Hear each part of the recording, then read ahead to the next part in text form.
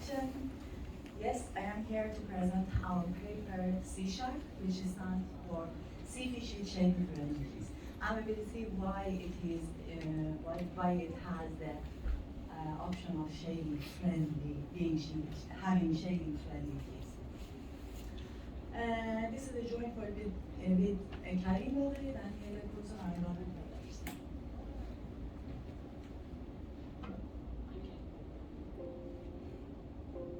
You got it upside down. Upside down. Okay, yeah. Okay, let's have a short introduction about isogenes. But we had a talk which completely clearly explained, I forgot his name, but he explained about everything about isogenes. Just for short, I would say that yeah, we are working in the homogeneous space, and here we have group actions, which means we have a group acting on a set. And if the group is cyclic, then we have this term. Which one? We have G to the power of A acting on E. And this star means group action. Okay, we can show with this term. I mean, in bracket, we put A and then act on E, which I will call AE.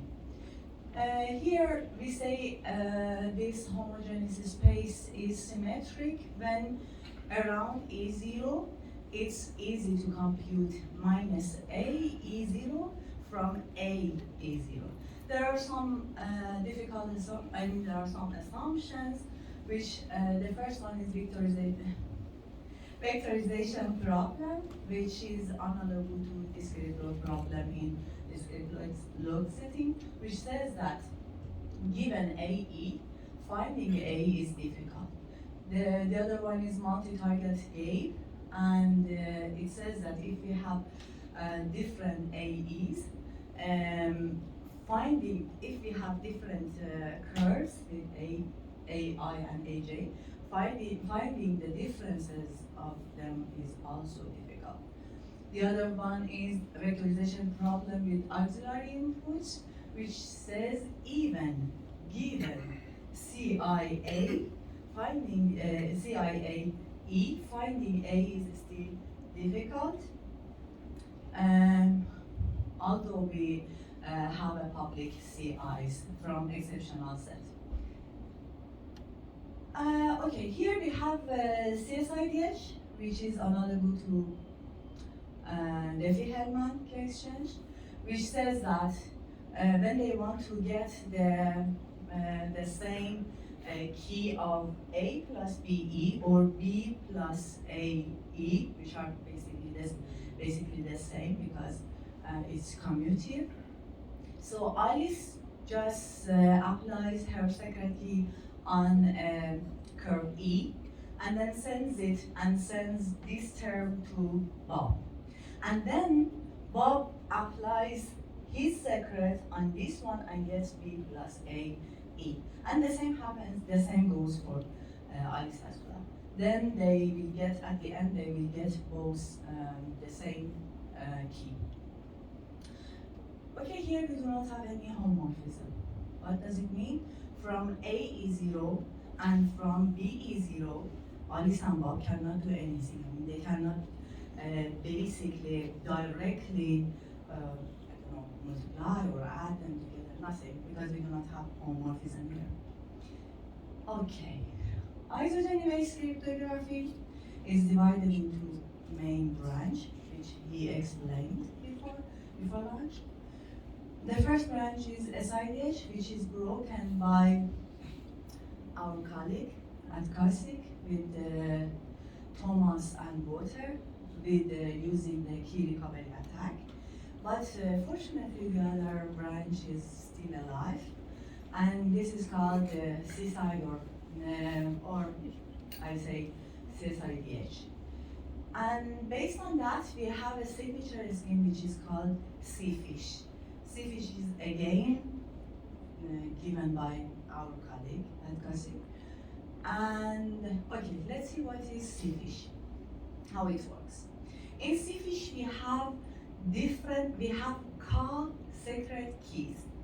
And then applying AI into acting onto E0, we can get all the public keys. We can generate all the public keys. The signature scheme is like here, you can see the signer samples a random BJ and applies it on E0 curve. And then this is a commitment, basically it commits. And then using the field channel transformation, they use, instead of getting a challenge from the verifier, we just use the hash concatenated by the commits that we have as a challenge. And then she opens BJ minus DJ's A, that curve. And yeah, then we have this as a signature, and the verifier checks this signature using these equations that you can see, and he confirms or rejects. I mean, he accepts or rejects. Okay, but here you can see that we have a single point of failure everywhere. I mean, all the time, when we are working with one party, then we have single point of failure. The way to solve this problem is threshold signature. And when in threshold signature, we should distribute key generation and secret key, but we do not need to do anything with verification, because the verification, I mean, everyone can verify it with public key, it's okay. And we will see that in making them threshold, I mean, with thresholdizing them, we will have problems with these two terms, because we have different parties. Okay, what is threshold signature? Threshold signature is divided into main parts. The first part is distributed keygen. The other one is distributed signing. Distributed keygen is divided into itself divided into parts, which the first one is verifiable secret sharing and the other one is public key computation. In verifiable secret sharing, we have a secret and we are going to share it among parties, but in verifiable manner. And for example, like Shamir secret sharing, we are just sharing between parties. And what is public key computation? What happens in public key computation? Using these secrets, the parties generate public key, compute public key. How? With round robin. What is round robin? Why we are using round robin? Okay, imagine that we have a secret A, which is shared between Alice and Bob. Alice has just a part of it, I mean A-R, and Bob has A-B. So I mentioned that with this term of A-R is 0, and with the other term of A-B is 0, Alice and Bob cannot do anything because we do not have homomorphism. So what they should do, okay, I am a little fast on my slides. And then what we can do is round robin. What does it mean? I update a curve with my secret. I apply my secret to a curve and then give it to you. And then you can apply your secret to that one. And at the end, we know that the result would be AB plus AR is 0 or A is 0.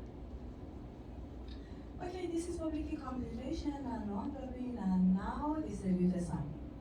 A qualified set of parties can come together, reconstruct the secret key, and sign the message. Okay, up to here I explained before, and there are few threshold signatures. distributed keygens based on this CFish proposed. And the first one is passive tertial signature, the other one is active tertial signature, Sashimi, and the last one is robust active EKG of Sashimi. The public key of CFish, now we want to see what is the key idea behind this work. The public key of CFish has k different element, k different form of this term. And we saw that, we observed that the distributed keygen is always slower than distributed signing.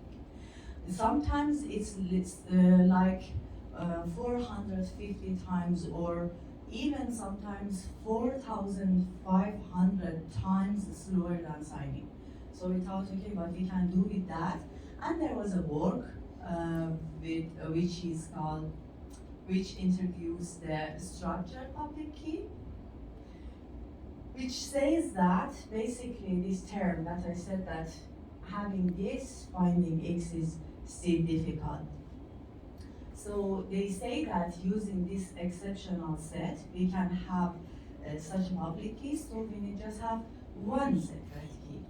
And then just with these public CIs generate the other one. So we do not need to have K secret key.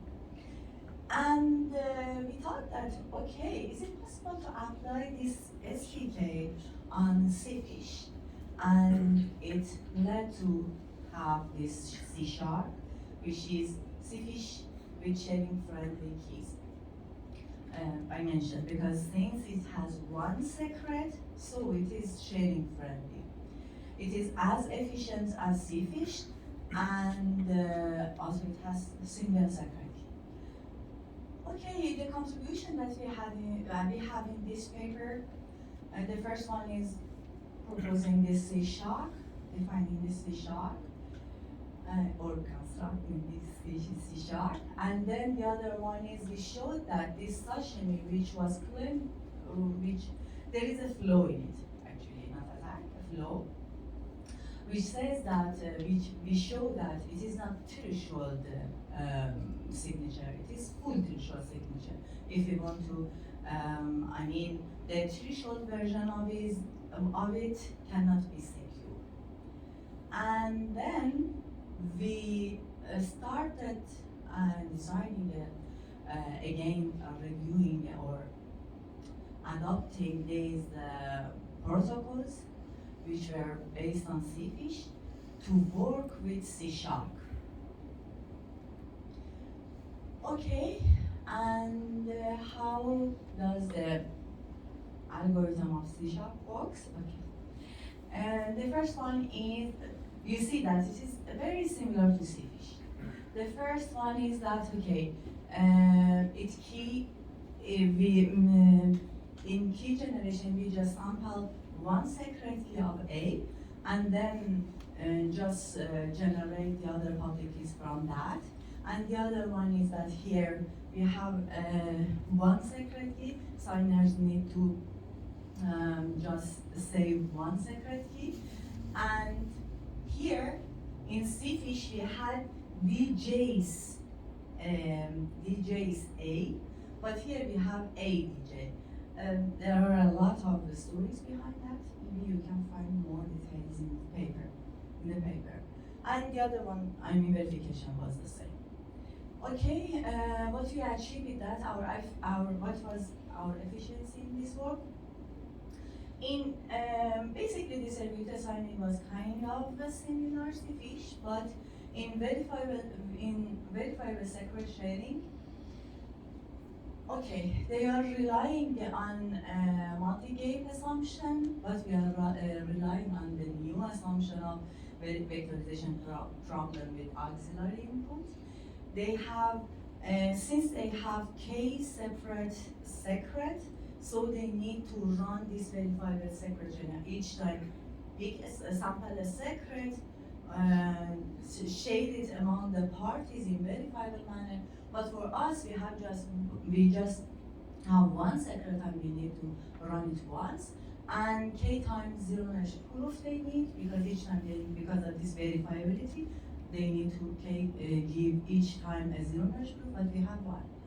And in public key computation, they have k separate zero knowledge proof with k group action, but we have one but long zero knowledge proof for k of them with k group action. And we have a lot of optimization in the paper. The first one is we showed that using multi-core CPUs we can gain a lot. The other one is parallel round robin, especially in threshold protocols, which says that, for example, as I mentioned, since we have k public keys, everybody has to just apply once her secret key or his secret key to this curve. It doesn't matter where. So, because it is commutative. So I can start by the first part of the public key, and you can start with the second part of the public key. And the other one is subdividing a zero knowledge proof into small ones. Yeah. Here I mentioned that we have one long zero knowledge proof, but we observe that again, if it is too long, then it becomes inefficient. So better to kind of chop at some point, at some optimal point. Okay, this is the result of our paper compared to CSI-FiSh. The first one, with the multi-core CPUs, for example, for this one, with 3 party, if we have 16 cores, you can see that to generate 2 to the power of 8 public keys, we need just 18 minutes. Even in CSI-FiSh, it doesn't matter, because our optimization works on CSI-FiSh as well, which they didn't discover. And but you see that with 3 parties, but with 1 single core, it will take 4 hours and a half. The other circles of the tree. The other one is that the communication between parties and the secret key size. For example, here in threshold version, up you can see the full threshold version, and here it is a threshold version. You can see here in C-SharK, we have communication of 26 kilobyte of communication and 32 byte of size of secret key, but in CSI-FiSh you can compare that it is very high. Okay, I mentioned that in CSI-FiSh the distributed keygen is very slow. I mean, 450 times or even sometimes 4,500 times slower than signing. But for us, in the red one, you can see that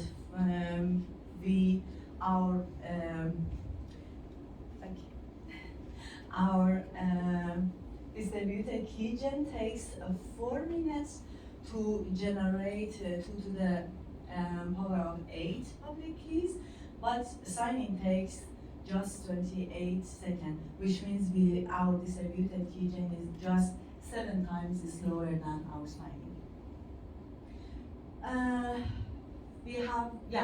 And this one is the same improvement we have for distributed keygen of Sirashi, which I explained, which says that 8 parties can generate 1 kilobyte, I mean 2 to the power of 4 public keys in about 65 seconds. But here you can see that this is a time that you can generate this, you can use Sirashi to generate this amount of public key with CSI-FiSh.